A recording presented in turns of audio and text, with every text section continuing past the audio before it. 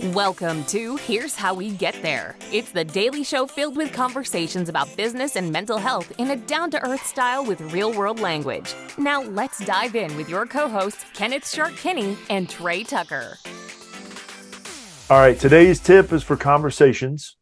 Conversations can often turn into one-sided events where one person is yapping the whole time and the other person is either wanting to fall asleep or potentially look for the tallest building to jump off of to put that finger down.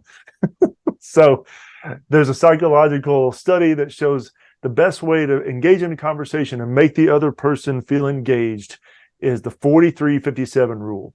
In other words, talk only 43% of the time and then listen 57% of the time. I'm pretty bad with math. I'm an English and communications guy, so you have to pardon me. But that concept, if you think about conversations you've been in and I've been in, the people that really understand how to make you feel important and how to make you feel valued, they're great listeners. They're willing to talk. They'll chime in every now and then, but they make the conversation about you. And even if they're talking some, they're asking a question about what you said. They're reflecting back what they heard you say. In fact, one of my best friends, he's great at this. When he hears somebody tell a story or make a point, before he ever throws himself into the story or into the conversation, he'll always ask, all right, what I heard you say was this, or what I'm hearing you say is that.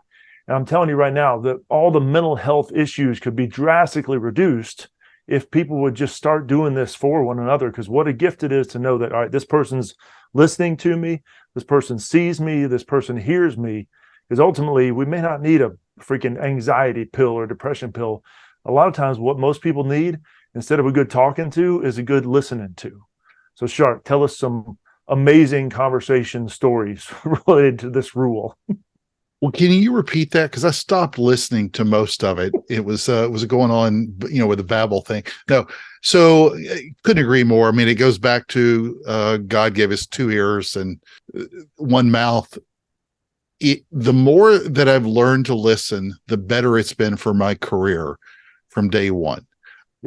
Tend to be, and I don't care if you're in a social structure, if you're in a business meeting with somebody, if you're at a party, people care about themselves and not about you in general. I don't mean that if it's family or loved ones, of course, but they care about themselves. They want you to see that you're interested in them.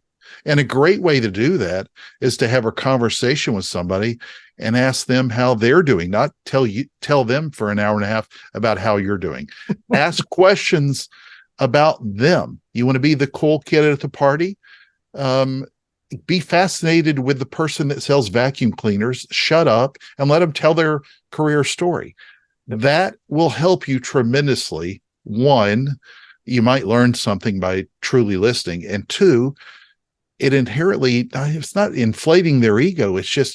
It's allowing other people to show them that you care about what they have to say can help you tremendously. And it's hard for me to say that as a professional speaker as well, because my whole job is to talk. But I get that, hour on stage because 23 hours of the day, I'm listening to everybody else's stories. So I could not agree with you more. To me, honestly, it's probably more 80-20 than anything else, but 43-57 is a great way to start. Yep. Starting point. All right. What'd you say again, though? Can we go back to that? I can't even remember. I'm bored with it. All right. See you on the next one. Thank you for joining Shark and Trey on the Here's How We Get There show. Make sure to rate, review, and subscribe to the show and visit here'showwegetthere.com. That's here'showwegetthere.com.